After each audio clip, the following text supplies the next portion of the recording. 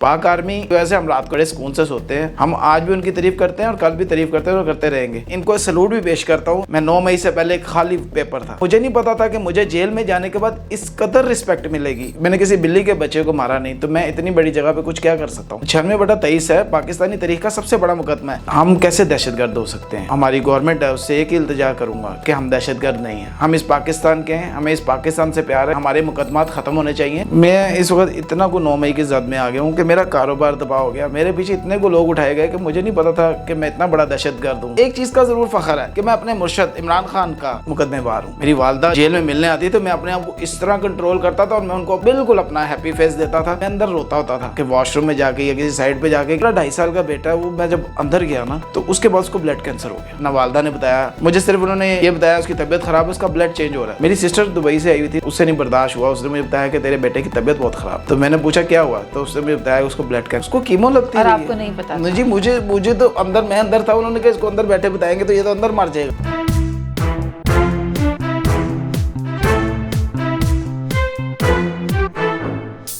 अस्सलाम वालेकुम नाज़रीन, आप देख रहे हैं face to face with Manizheh Moin. 9 मई आने को है और 9 मई एक कौमी सानहा है जिसकी जद में काफ़ी सारे पाकिस्तानी आए जिन्हें हवालात में बंद कर दिया गया। उनका मिलिट्री ट्रायल किया गया। कहा यह गया कि इन्होंने स्टेट के मैटर्स में मुदाखलत की है, कौमी असासों को नुकसान पहुंचाया है।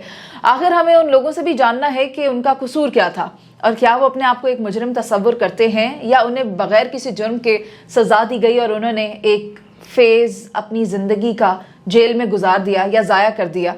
बतौर सज़ा उन्होंने जो वहाँ पर वक्त गुजारा उसके बारे में उनका क्या कहना है। तो आज के इस प्रोग्राम के मेरे मेहमान हैं अमजद निज़ामुद्दीन, जिन्हें भोला भी कहा जाता है। नाम इनको ये कहाँ से मिला और इनकी कहानी क्या है, ये हम इन्हीं से जानेंगे। अस्सलाम वालेकुम अमजद, कैसे? वालेकुम सलाम, अल्हम्दुलिल्लाह। मेरी उम्र 34 ईयर इस वक्त। मैंने आज तक मेरे ऊपर किसी थाने में कोई FIR कोई चीज़ नहीं है। हम कैसे दहशतगर्द हो सकते हैं? जब तक आज तक मैंने किसी बिल्ली के बच्चे को मारा नहीं, तो मैं इतनी बड़ी जगह पे कुछ क्या कर सकता हूँ। फिर मैं इस वक्त इतना को 9 मई की जद में आ गया हूँ कि मेरा कारोबार तबाह हो गया। मेरे पीछे इतने को लोग उठाए गए कि मुझे नहीं पता था कि मैं इतना बड़ा दहशतगर्द हूँ कि मुझे इतना कुछ फेस करना पड़ेगा। मैं अपनी जो हमारी गवर्नमेंट है उससे एक ही इल्तिजा करूँगा कि हम दहशतगर्द नहीं हैं। हम इस पाकिस्तान के हैं, हमें इस पाकिस्तान से प्यार है, इस पाकिस्तान की मिट्टी में हम पैदा हुए हैं और इस पाकिस्तान को हम तरक्की करता देखना चाहते हैं। पाक आर्मी की वजह से हम रात को नींद बड़े सुकून से सोते हैं। हम आज भी उनकी तारीफ़ करते हैं और कल भी तारीफ़ करते हैं और करते रहेंगे। पर बात यह है कि हम उनकी तरफ देख रहे हैं कि हम इस पाकिस्तान के, हमारे मुकदमात ख़त्म होने चाहिए क्योंकि हम दहशतगर्द नहीं हैं। अभी भी है मुकदमा? मेरे पास 96/23 है, पाकिस्तानी तारीख का सबसे बड़ा मुकदमा है। हाँ, एक चीज़ का ज़रूर फ़ख्र है कि मैं अपने मुर्शद इमरान खान का मुकदमेबार हूँ, क्योंकि इसका मुझे फ़ख्र है, क्योंकि मुझे इसका गिला नहीं है। मैं इनको सैल्यूट भी पेश करता हूँ इसलिए कि मुझे 8 मंथ जेल में रहना पड़ा। उसका मुझे फ़ायदा एक हुआ कि मुझे नहीं पता था कि मुझे जेल में जाने के बाद इस कदर रिस्पेक्ट मिलेगी, इस कदर मुझे इज़्ज़त मिलेगी कि मुझे नहीं पता था। मैं जेल में ऐसा वक्त गुजारा कि शायद मैं 9 मई से पहले एक खाली पेपर था, मेरी ज़िंदगी खाली वर्का था, मैंने ज़िंदगी में कुछ नहीं किया। पर 9 मई के बाद मेरे पे एक तहरीर लिखी गई जिसमें मुझे नाम भी मिला, जिसमें मुझे प्यार भी मिला। आज 300 पीपल मैक्सिमम कैंप जेल के, किसी एक से भी आप मेरा जिक्र करेंगे, वो आपको मेरी पूरी डिटेल वो देंगे और वो बताएंगे कि मेरी नेचर क्या है या मैं क्या इंसान था। मुझे अंदर अल्लाह ताला ने भेजा, मुझे अंदर बहुत से अल्लाह ताला ने मेरे से काम लिए। यहाँ जब हम लोग जेल में गए तो शुरू के जो स्टार्ट के 2 मंथ से वो इंतहाई दर्दनाक थे, क्योंकि हमें बैरक से बाहर नहीं निकाला गया। मतलब आप 2 महीने बंद एक कमरे में छोटे से में रहे? कितने लोग थे? नहीं, वो छोटा नहीं था, कमरा काफ़ी बड़ा था। वो भी शायद मेरे मुर्शद को ना शायद आने वाले वक्त का ना कोई अंदाज़ा था कि वो जो बैरक्स थी ना वो मुर्शद इमरान खान ने अपने दौर में तैयार करवाई हैं और उसके फैंस पे आज भी अलीम खान के स्टिकर्स लगे हुए हैं। तो शायद मेरे इमरान खान मुर्शद को पता था कि हमने अंदर जाना है। हमारे जाने से पहले उसने हमारा इंतज़ाम कर दिया हुआ था, क्योंकि हमारे मुर्शद इमरान खान ने कहा था जेल भरो तहरीक। तो शायद वो जेल भरो तहरीक जब स्टार्ट हुई थी वो शायद पुलिस वालों ने एक मजाक बना दिया था कि पकड़ते थे और छोड़ देते थे। तो ये ऐसा एक सान्या हुआ कि जिसमें जेल भरो तहरीक हो गई। तो मुर्शद इमरान खान पता नहीं कहाँ बैठ के सोचता है और उसके दिमाग में पता नहीं कौन से आने वाले वक्त की चीज़ अल्लाह ताला ने डाल देता है कि ये वक्त आना है। तो आज हमें उस फेज़ से गुज़रे और शायद वो हमारे लिए कहा गया था कि जेल भरो तहरीक। 8 मंथ मैंने ज़िंदगी में नहीं सोचा था कि मैं एक 4 दीवारों के अंदर अपने 8 महीने गुजार दूंगा। आप बिलीव करें कि मेरी वालदा जिस वक्त मुझे एटीसी कोर्ट में मिलने आती थी या जेल में मिलने आती थी, तो मैं अपने आप को इस तरह कंट्रोल करता था और मैं उनको बिल्कुल अपना हैप्पी फेस देता था। इसलिए देता था कि घर जाके मुझे टेंशन ना हो, उन लोगों को भी ना हो, क्योंकि मेरा घर जेल था। और अंदर से क्या एहसास होते मैं थे? बता रहा हूँ, मेरे अंदर से एहसास ये होता था कि अंदर मेरा घर है, जेल उस वक्त मेरा घर थी।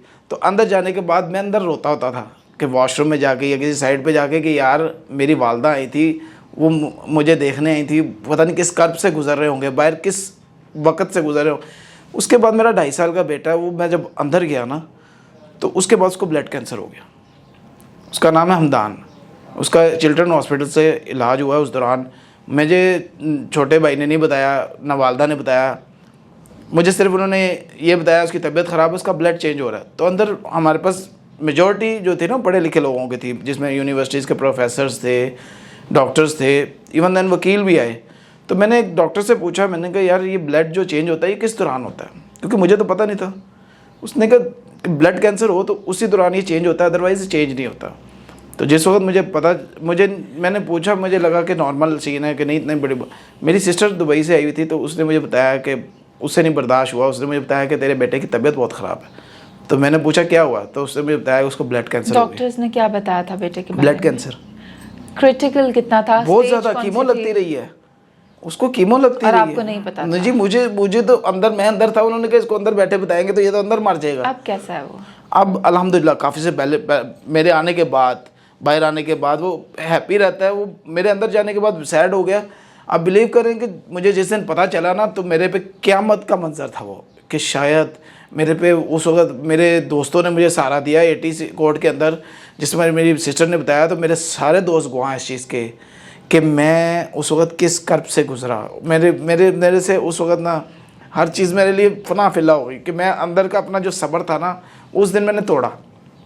उस दिन मैंने बताया, मेरे दिल ने मुझे बताया कि यार आज मेरे अंदर जाने की वजह से मेरे बेटे के साथ क्या गुजरी। और वो क्या उस दौरान एक वकील है, उसका नाम मुझे याद नहीं, उसने बड़ा साथ दिया अंदर ना, कि उसने मुझे बताया कि यार तेरे बेटे का इलाज हो रहा है, चिल्ड्रन हॉस्पिटल से उसका इलाज हुआ है, हर चीज़ उसकी मौजूद है। लाज़मी बात है मेरे लिए तो वो सब कुछ है। वो इस वक्त मेरे भाई के पास है, यानी बेटा जो ना। ये एक लाइफ का अजीब मेरे पे वक्त गुजरा है कि मैं इस चीज़ को बता नहीं सकता कि मेरे साथ हुआ क्या। मेरी वालदा मेरी बड़ी सिस्टर को उसी वक्त बोली कि तुम्हें क्या ज़रूरत थी इसको ये बात बताने की, हम पिछले 1 महीने से हर चीज़ को रोक के बैठते हैं कि नहीं बताना इसको, ये अंदर मर जाएगा। तो मैं अंदर वाले, फिर मेरे अंदर जो दोस्त थे, मेरा एक अंदर दोस्त था बिलाल, उसकी मिसेस चिल्ड्रन हॉस्पिटल में डॉक्टर थी। उसने अपने घर से ख़त भेजा, उसने अपनी मिसेस को बोला कि इस बच्चे का ख़ास ख्याल करना है और इसको फिलफोर देखना है और इसकी हर चीज़ तुमने देखनी है। फिर अंदर सबसे मैं अपने दोस्तों का आज भी मैं उनका शुक्रिया अदा करता हूँ। क्यों? खुदा की कसम उनका इतना साथ दिया हुआ कि शायद उनकी दुआएं, मेरा बेटा आज सही सलामत है। जिसको कीमो लगती थी ना, मेरी वालदा बताती है कि शाम को बच्चा ज़िंदा नहीं रहता था। जिस बच्चे को चिल्ड्रन हॉस्पिटल में कीमो लगती थी वो शाम को मर जाता था।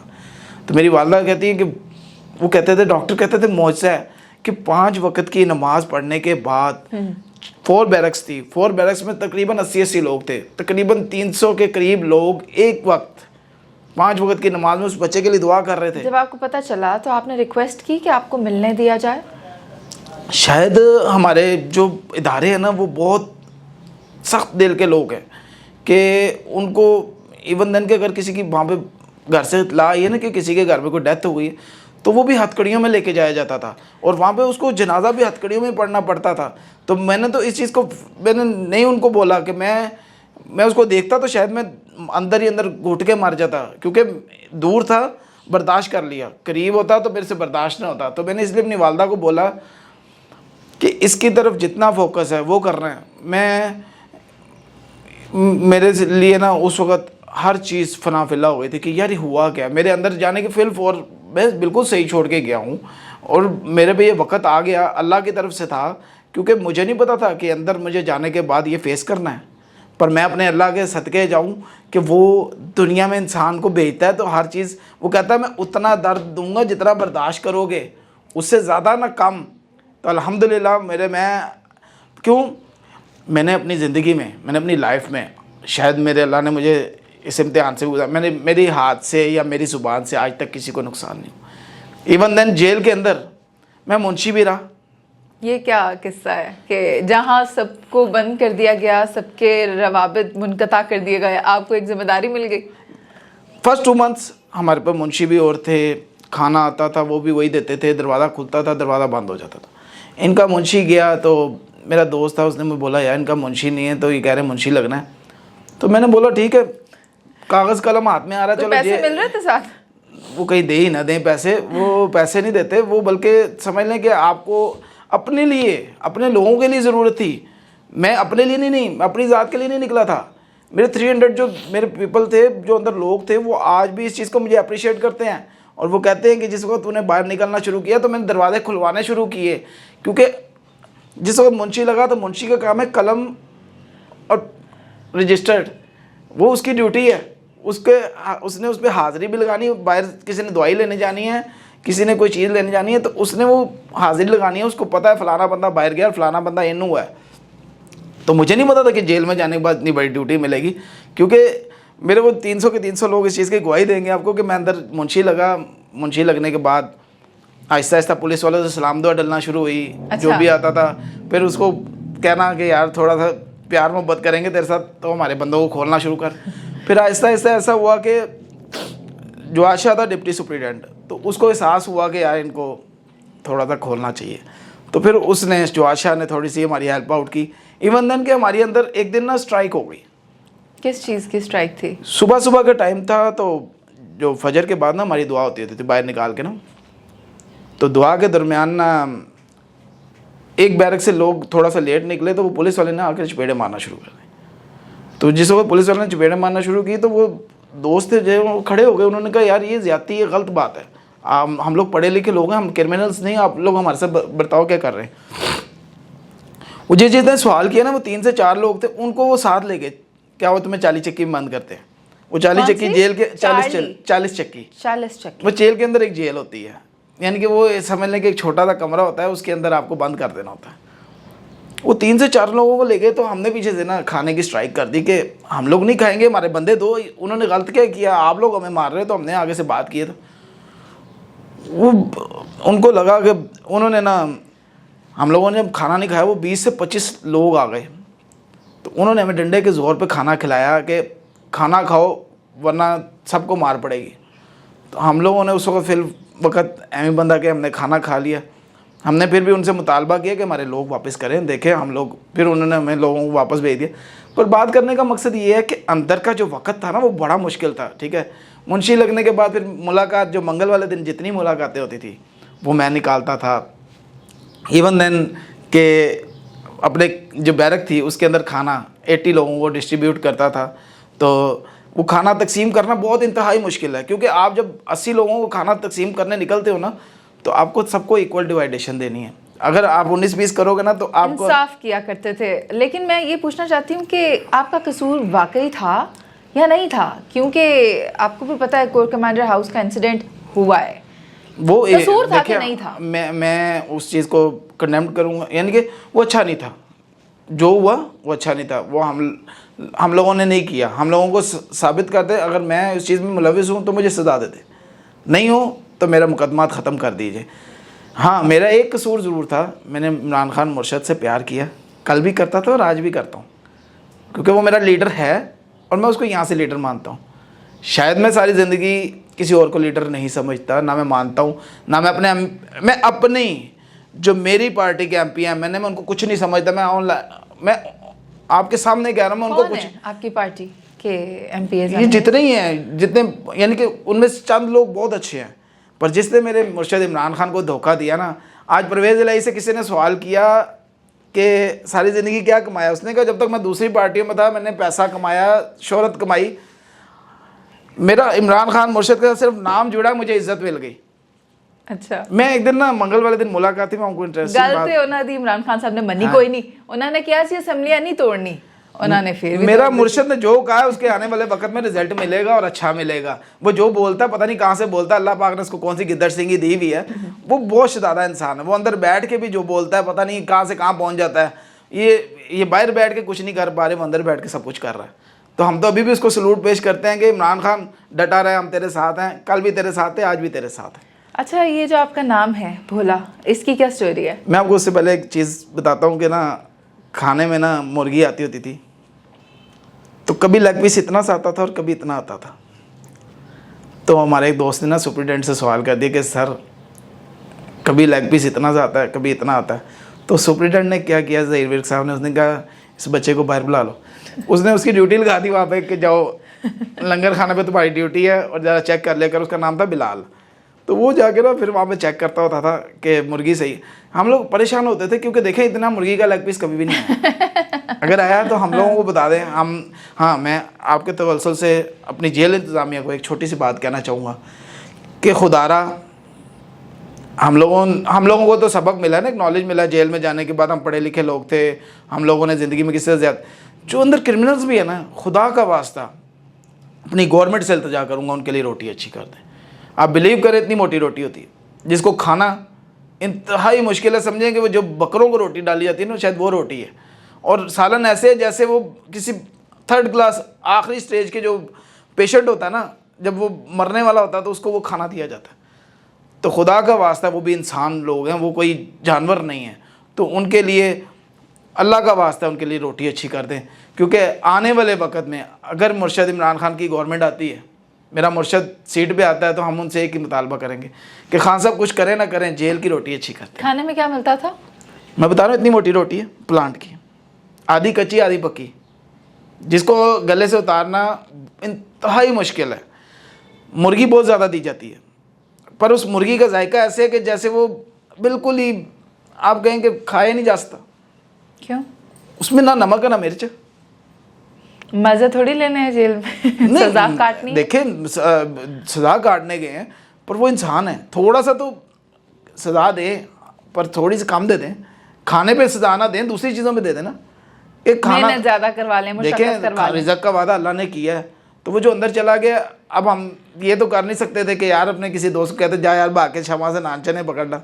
हमें तो इजाज़त होती थी सिर्फ इस चार दीवारी के अंदर रहना है, और उसी के अंदर हम एक दूसरे के इतने करीब इस तरह हो गए हैं कि हम 300 लोग इतने एक दूसरे के, हमने सुबह दोपहर शाम 3 टाइम ये खुराक खानी होती थी एक दूसरे को देख के। अंदर जो सबसे मुश्किल वक्त होता था ना, वो ये होता था जब किसी के घर से बैड न्यूज़ आती थी कि वो खुशी खुशी जाता था अपने घर वालों को मिलने थे, और जब मिल के आता था तो बिल्कुल अफसरदा होता था कि यार ये क्या हुआ। तो वो बड़ा लोगों के लिए अजीब मामला आता है। इंटेरोगेशन जब होती थी, आपको इसी तरह फेस टू फेस बिठाकर सवालात किए जाते थे, तो कभी घबराहट हुई या कभी कुछ गलत बयानी से कभी कोई काम लिया? अगर आपने कोई गलत किया हो ना, तो फिर आपको खौफ होता है। मेरी जब इंटेरोगेशन हुई, अल्हम्दुलिल्लाह मैं अल्लाह को हाज़िर नाज़िर जान गया, तो मैंने सब सच बोला। मेरा इंटरव्यू था, उसके दौरान मैंने एक शेर पढ़ा, तो वो शेर था, ऐ सितमगर तू सितम कर, ऐ सितमगर तू सितम कर, अब तेरे सितम सहने की आदत सी हो गई है।